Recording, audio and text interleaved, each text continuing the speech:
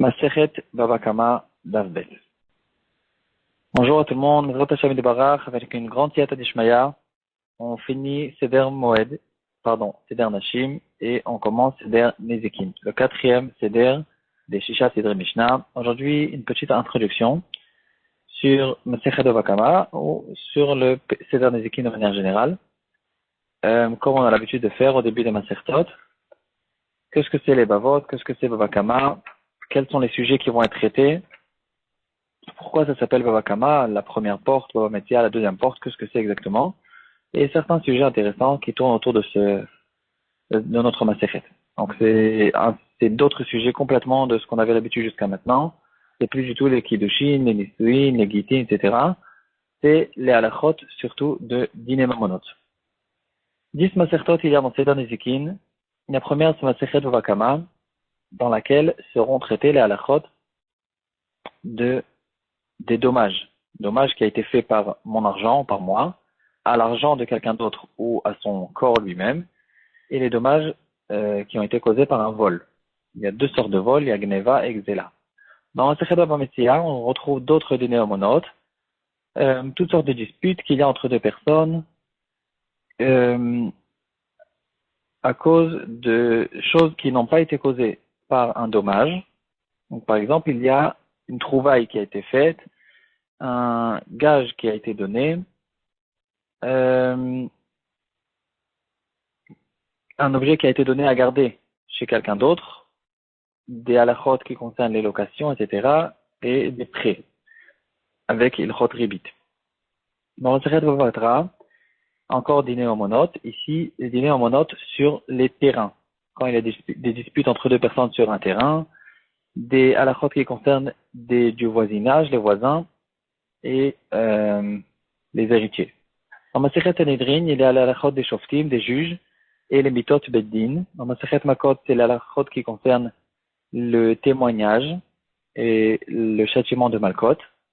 Masechet Shavuot, c'est l'halachot, toutes sortes de cas qui concernent aussi des néomonotes, dans lesquels il y a besoin de faire un serment, mina Torah ou midera banan.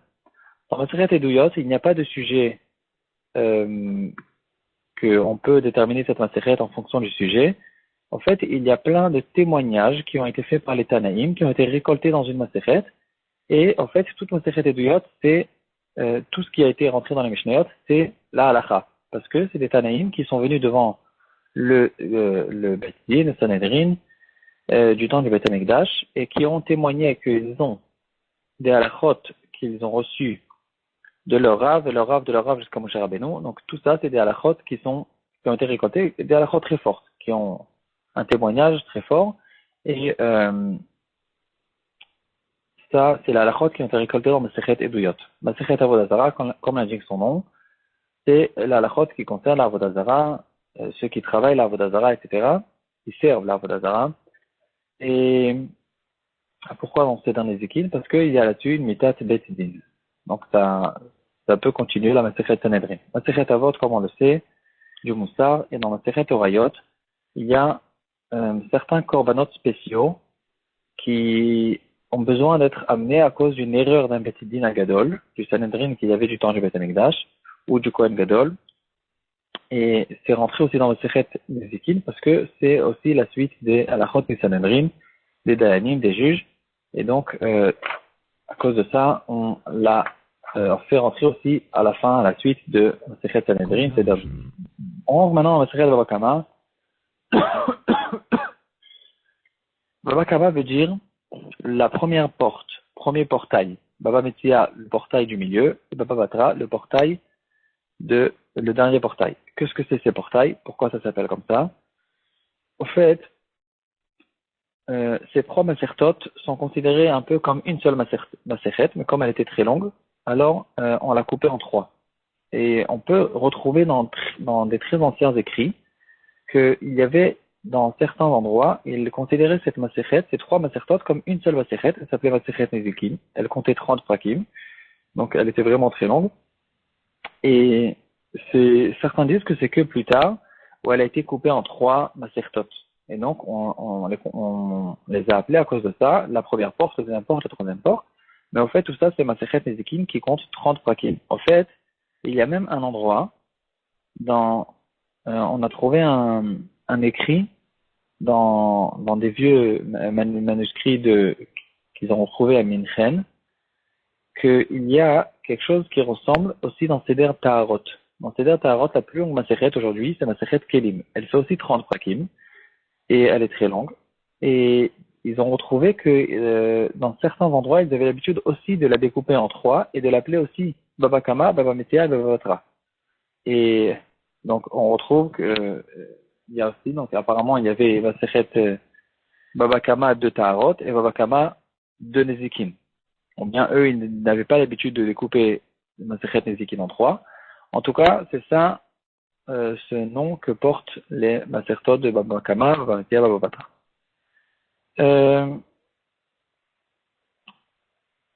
Le début de la Masechet, il parle des 4 Avot Nezikin, les 4 catégories, les 4 paires de Nezikin. Donc, à l'intérieur de ces 4 catégories de Nezikin, on va rentrer toutes les sortes de dommages que peuvent être causés d'une personne à l'autre.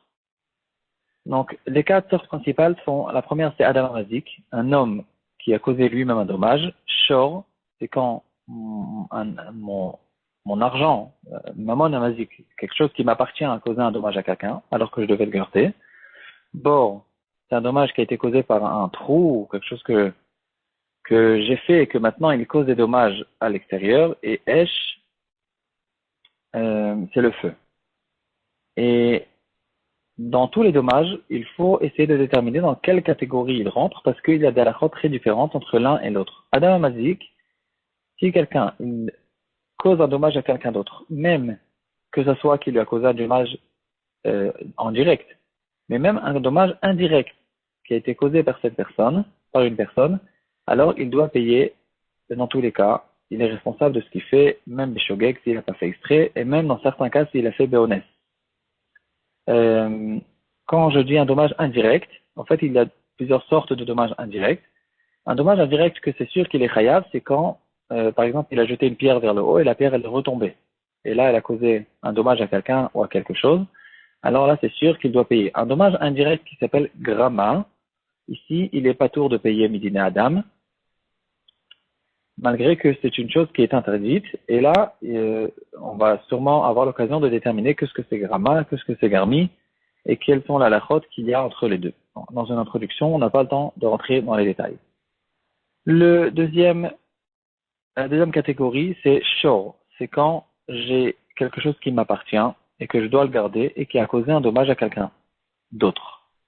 Dans la catégorie de Shor, on peut remarquer 3 sortes. Keren, Shen et Regel. Keren, c'est le Shor qui a encore né. Et au fait, quand on essaie de déterminer Keren pour savoir que ce que c'est, par exemple, si on essaie de traduire dans toutes sortes de cas qui se passent aujourd'hui, on tourne pas vraiment avec des torrents. Keren, c'est quand le dommage il a été causé par quelque chose qui il y avait, ça s'appelle Kavanato Leazik. Il avait l'intention de faire un dommage. Quand le taureau il encorne, il a une intention de faire un dommage.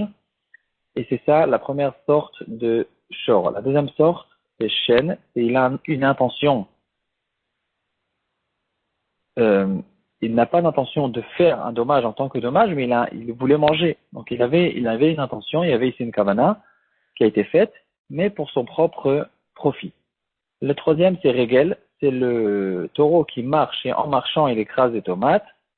Ce taureau-là, il n'a aucune intention, ni intention, bien sûr pas une intention de faire un dommage, ni une intention de son profit. C'est tout simplement, il marche, j'aurais dû le garder qu'il ne marche pas à cet endroit-là, et il a causé un dommage, c'est regel.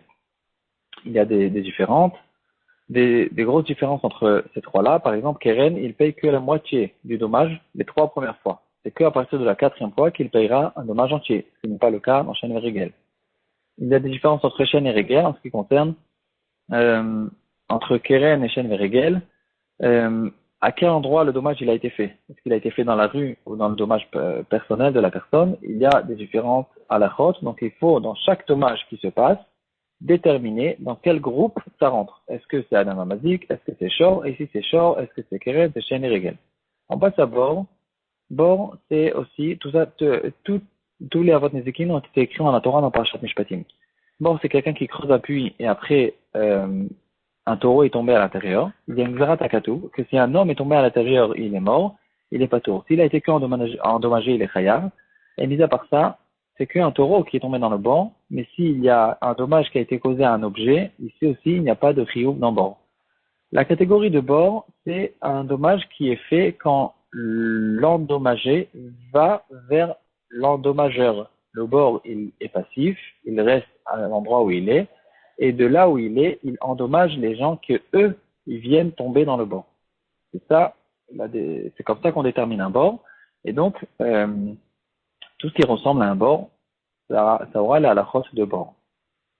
On passe à Esh, le feu. Quelqu'un qui a mal gardé son feu, il voulait faire un barbecue, le feu, il a été répandu et il a brûlé la maison de quelqu'un d'autre. Comment on détermine le feu? C'est, contrairement à un bord, un dommage qui a été causé avec l'aide de quelque chose d'autre. Dans le cas du feu, c'est le vent, et il se déplace pour endommager. Tous les dommages qui rentrent dans cette catégorie rentrent dans la catégorie de Esh et aura les halachot de Esh. Par exemple, Esh, il est chayav que ce qui est découvert, des choses qui se trouvent à l'intérieur, enfouies dans quelque chose d'autre. Par exemple, il y a un tas de foin. À l'intérieur du tas de foin, j'ai caché des objets beaucoup plus précieux que du foin. Alors, je suis pas chayav de payer, je paierai que sur le foin, pas sur ces objets. Et d'autres halachot encore. Il y a une grosse marloquette entre Rabbi Yochanan et Resh Lakish. Pourquoi on est chayav dans le feu? Est-ce que Yishom Mishum Amono, c'est comme mon argent que j'aurais dû garder, ou bien Yishom Mishum Chutav, c'est considéré que moi-même, j'ai causé un ézek indirect et que la Torah, elle me donne un chidouche que même malgré que c'est une sorte de gramma, dans le cas du feu, je suis chayav. Ensuite, on retrouve la halachot d'un taureau qui a tué une personne. Un taureau qui a endommagé une personne, on a déjà vu, il y a Keren, Shen et Regel. Un taureau qui a tué une personne, alors on tue le taureau, et s'il est shor mu'ad, donc il a tué 3 fois, non seulement, bien sûr, on tue le taureau, mais en plus de ça, il doit payer ce qu'on appelle kofer. S'il a tué un serviteur, il doit payer 30 kalim, gzarat hakatu, knas de la Torah. Vers la fin de la Masechet, donc ici, au fait, tout ça, on n'a donné que la première partie de la Masechet. À partir de Perek Meroubé, on parle plutôt de la chôte du vol, des vols. Le 8e Perek de la Masechet, il parle d'une personne qui a endommagé une autre personne, le corps d'une autre personne. Ici, il y a 5 paiements à faire. Et comme ces paiements vont être traités pendant le 8e Perek, Perek Achovel. Hashem, on commence Masechet Bakama, Batzlacha, et à bientôt à tout le monde.